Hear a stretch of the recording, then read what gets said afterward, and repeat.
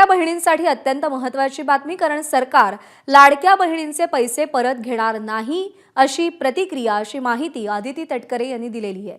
पैसे परत घेण्याचा सरकारचा विचार नसल्याचं त्यांनी नमूद केलंय। चुकीच्या पद्धतीने अर्ज भरणाऱ्यांनी अर्ज मागे घेतल्याचंही आदिती तटकरेंनी सांगितलंय।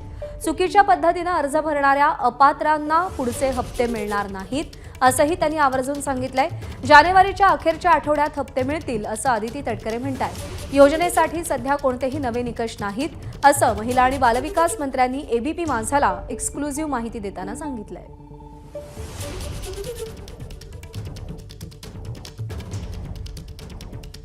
या महिन्याचा जो लाभ आहे हा त्याच्यातून वितरित होणार आहे। या व्यतिरिक्त सुद्धा फेब्रुवारी महिन्याची सुद्धा आम्ही तयारी त्या निमित्ताने करत आहोत, कारण मार्च महिन्यामध्ये नवीन अर्थसंकल्प सादर होणार आहे।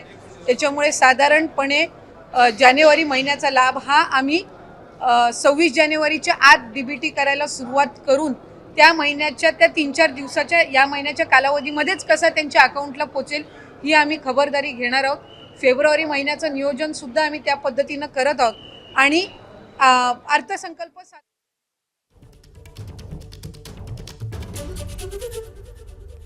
तर पैसे परत घेण्याचा सरकारचा कोणताही विचार नाही असं आदिती तटकरेंनी सांगितलंय। राज्यभरातल्या 4000 लाडक्या बहिणींनी आपले अर्ज मागे घेतलेले आहेत।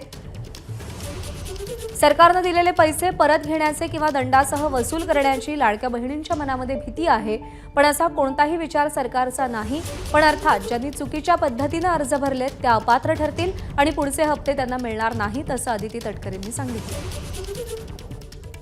नियमबाह्य फॉर्म भरून सुद्धा जर एखाद्या बहिणीने लाभ घेतला असेल आणि तिने जर अर्ज नाही केला तर तुम्ही काही पावलं उचलणार आहात? मी त्याच संदर्भातली आपल्याला माहिती दिली की क्रॉस व्हेरिफिकेशन मध्ये अशी ना तशीही आम्हाला त्या संदर्भातली जी माहिती आहे ती मिळणार आहे। या 4-4.5 जे आहेत त्या स्वतःहून आलेल्या आहेत पुढे। तशाच पद्धतीनं आम्ही विभाग म्हणून जे क्रॉस व्हेरिफिकेशन करतोय त्याच्यामध्ये तो डेटा तसाही येणारच आहे।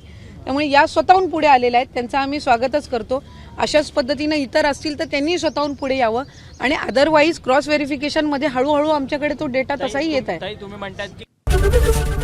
एबीपी माझा, उघडा डोळे बघा नीट।